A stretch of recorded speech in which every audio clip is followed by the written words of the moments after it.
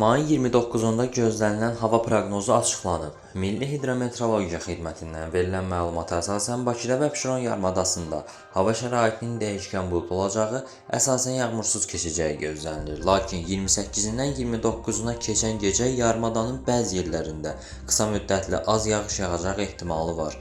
Şimal-şərq küləyi əsəcək. Havanın istiliyi gecə 17-19 dərəcə isti, gündüz 25-30 dərəcə isti olacaq. Atmosfer təzyiqi 759 mm civə sütunundan 756 mm civə sütununa enəcək. Nisbi rütubət 40-60% olacaq.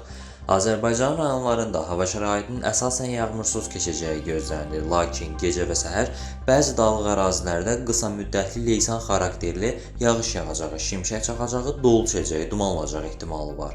Şərq küləyi bəzi yerlərdə arabir güclənəcək. Havanın istiliyi gecə 16-21 dərəcə isti, gündüz 28-33 dərəcə isti, dağlarda gecə 8-13 dərəcə isti, gündüz 15-20 dərəcə isti olacaq.